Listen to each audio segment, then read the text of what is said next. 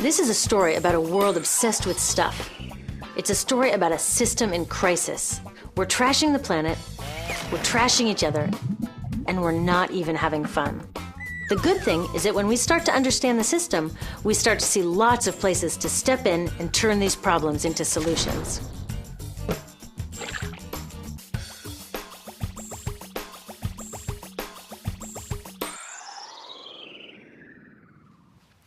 One of the problems with trying to use less stuff is that sometimes we feel like we really need it.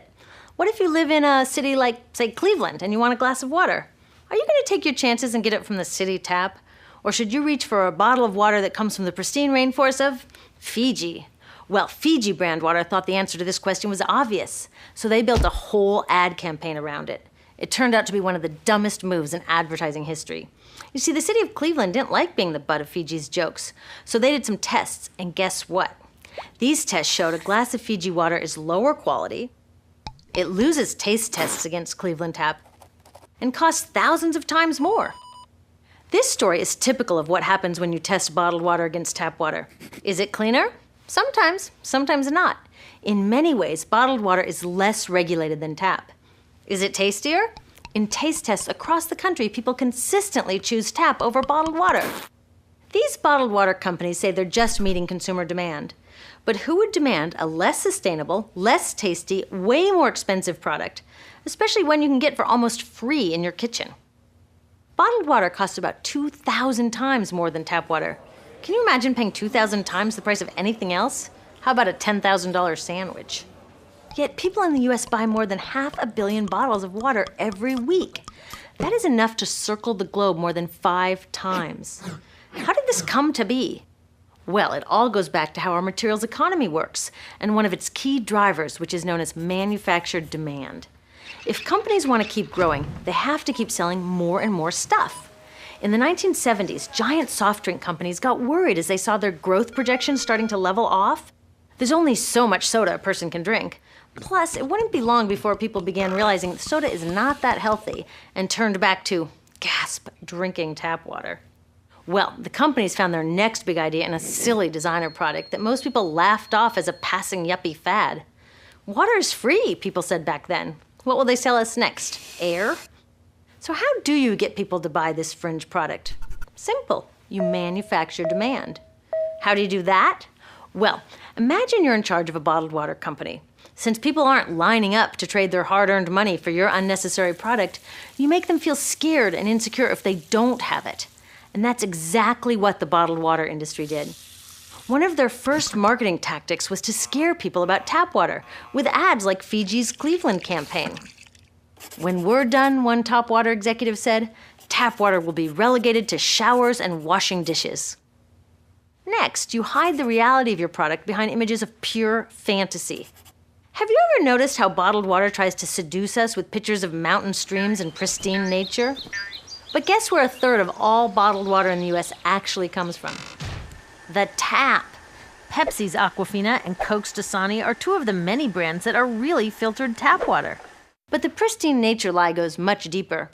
In a recent full-page ad, Nestle said, bottled water is the most environmentally responsible consumer product in the world. What? They are trashing the environment all along the product's life cycle. Exactly how is that environmentally responsible? The problems start here with extraction and production, where oil is used to make water bottles. Each year, making the plastic water bottles used in the US takes enough oil and energy to fuel 1 million cars. All that energy spent to make the bottle, even more to ship it around the planet, and then we drink it in about 2 minutes? That brings us to the big problem at the other end of the life cycle, disposal. What happens to all these bottles when we're done? 80% end up in landfills, where they will sit for thousands of years, or in incinerators, where they are burned, releasing toxic pollution. The rest gets collected for recycling. I was curious about where the plastic bottles that I put in the recycling bins go. I found out that shiploads were being sent to India, so I went there. I will never forget riding over a hill outside Madras, where I came face to face with a mountain of plastic bottles from California. Now, real recycling would turn these bottles back into bottles. But that wasn't what was happening here. Instead, these bottles were slated to be downcycled, which means turning them into lower quality products that would just be chucked later. The parts that couldn't be downcycled were thrown away there, shipped all the way to India just to be dumped in someone else's backyard. If bottled water companies want to use mountains on their labels, it would be more accurate to show one of these mountains of plastic waste. Scaring us, seducing us, and misleading us. These strategies are all core parts of manufacturing demand. Once they've manufactured all this demand, creating a new multi-billion-dollar market, they defend it by beating out the competition. But in this case, the competition is our basic human right to clean, safe drinking water. Pepsi's vice chairman publicly said, "The biggest enemy is tap water." They want us to think it's dirty and bottled water is the best alternative. In many places, public water is polluted, thanks to polluting industries like the plastic bottle industry. And these bottled water guys are all too happy to offer their expensive solutions, which keep us hooked on their products. It is time we took back the tap. That starts with making a personal commitment to not buy or drink bottled water unless the water in your community is truly unhealthy. Yes, it takes a bit of foresight to grab a reusable bottle on the way out, but I think we can handle it. Then take the next step. Join a campaign that's working for real solutions, like demanding investment in clean tap water for all. In the US, tap water is underfunded by $24 billion, partly because people believe drinking water only comes from a bottle.